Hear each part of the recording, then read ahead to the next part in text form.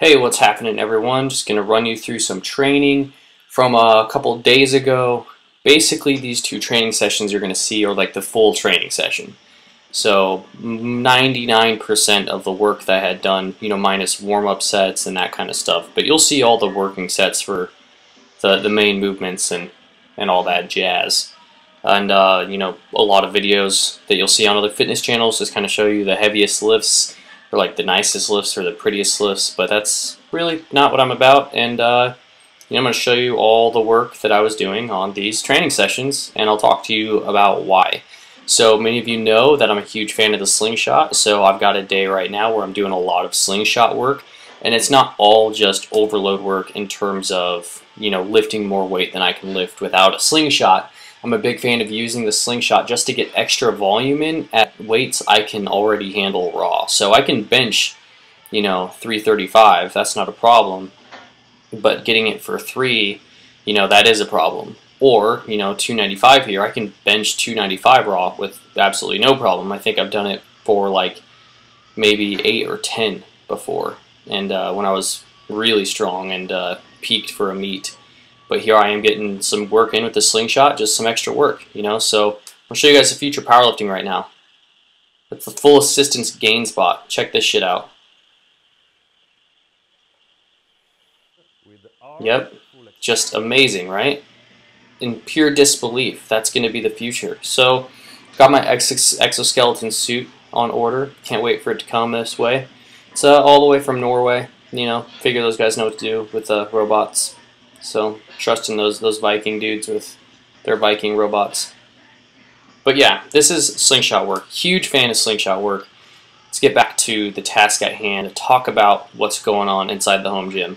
Next up, we have the incline bench. So my shoulders and triceps have just always been a weak point for me. I've got a pretty well-developed chest. I'm never really weak off the chest, but I'm definitely weak, in the upper third of the range of motion on the bench. So slingshot is helping me out with that, doing the overload work and getting some extra volume in at weights I can't really handle. And then the incline right here, been a huge fan of the incline for these last couple of months, and I would really like to get a 3-plate incline. Right now I think my best is a really shitty 295, and I don't think I could even hit 295 right now just because, the detraining that I've gone through these last couple of weeks, with having to cut my training down to 3 days a week for, I think that was like a month long or month and a half long. Now getting into the gym, back into frequent training, getting my strength back. Hopefully that 3-plate incline will come along, and with that, I'm sure a 365 bench will be right around the corner as well. So 365 paused bench. I've benched 365 before once, but I would like to get it. I would like to get that back again. That was pretty freaking awesome. Right here is some weighted dips. This is 25 pounds added. Huge fan of dips. Very happy that the rack has a dip attachment. Doing the overload work on the dips by really just forcing myself to get some extra reps in. If that means I kind of have to do a little bit of a kip or something to continue getting some more volume in, that's fine. I'll throw my hips forward just a little bit, get some momentum. Not everything's got to be super strict. Sometimes you do get a little bit of a benefit from using a bit of a cheat in some movements. Now, I'm not saying go out there and, kip all the things or, do cheat curls nonstop, but, sometimes it's okay to overload just by using some of your own momentum and get a couple extra reps in. This is fast forward. I've used front plate raises. That's 35 pounds. Hella shoulder pump on that, you guys. If you've never done a front plate raise, just do like 3 or 4 sets, each set to failure, and you're going to die. Sumo deadlifts, baby, coming right up. That's my inspiration. Channel your inner E Honda and just fuck some people up. So here's 405 worked up in triples to a top triple. And on my program that I had written out, kind of my outline, it said like find a 6-rep max, but 6 reps with sumo pulls. I mean, I did it last week and I think I got 455 or something. And they were just terrible. They were just straight awful. And a lot of it just has to do with my lack of familiarity with the sumo deadlift. And so I'm just going to cut the reps down, but just do more total sets. So the reps per set is going to go down. This is a 495 here, so it's 4 plates, a 35, and a 10 per side. pulling on a Texas power bar, so it's a little bit stiffer. You know, I've got to be a little bit more careful when I lower this weight down, or rather do like a controlled drop. Definitely mashed my hand onto the bar, I think, on one of these sets, so I've had a little bit of bruising, I think, in my hand, and that wasn't very smart of me. Sumo deadlifts, man, they're freaking hard, especially if you don't have the hip or glute strength really to maintain that good position at the bottom, or that flexibility to even get into a good position at the bottom. Damn, you know, they're not too bad, but definitely got to work on and get a little bit more practice with that sumo deadlift. Here's some front squats. So here's an interesting thing that I'm thinking about trying out. Just doing sumo deadlifts and front squats for lower body stuff. You know, like, it sounds fucking crazy, but really my hips, my glutes, my quads, they would just get pulverized by only doing sumo deadlifts and front squats. And I say pulverized in a really good way.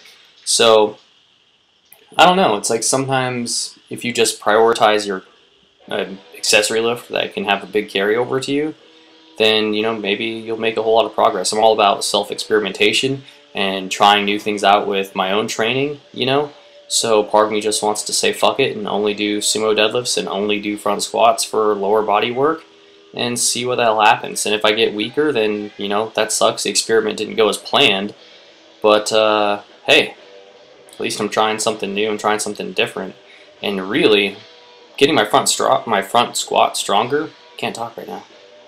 Getting my front squat stronger, I don't see how that's going to make me any weaker. A front squat correlates to just an even better back squat and a really good conventional deadlift at the very least. And that's just because it takes so much quad strength, ab strength, and upper back strength just to maintain that good position.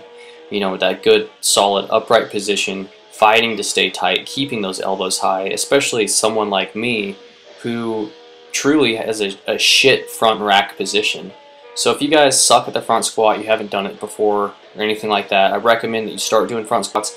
The biggest cue I can give you is to just drive with your elbows. Rather than think stand up or just traditional kind of squat up and down, whatever cue that you think with regular squats, don't use that. Just with a front squat, try drive with your elbows up. Act like you're a marionette, getting pulled up by your elbows. It's going to make it a little bit easier, just if you kind of mentally perceive yourself as being in that position, driving with your elbows up. That's what really helped me with my front squat. Now here's some strict pull-ups. You know, really just trying to get a bunch of volume in. I love the pull-ups. I've written about it extensively. I do pull-ups probably 4 to 5 days per week, and many of those days are sometimes to failure, sometimes not. Doing a bunch of low rep sets, so like sets of 3 to 5, and just doing a ton of sets, getting a lot of time hanging from the bar, getting a lot of volume. You know, if you can get better at pull-ups, chances are you're going to be better at life. Rumor has it that George Washington was elected a president because of his pull-up ability, and supposedly Mario Andretti is only so good at driving race cars because he allegedly can do 100 strict pull-ups. So yeah, thanks for watching, you guys. Getting my ass to Gainsboro, getting my ass in the gym a lot more often, feeling better. Thanks for watching.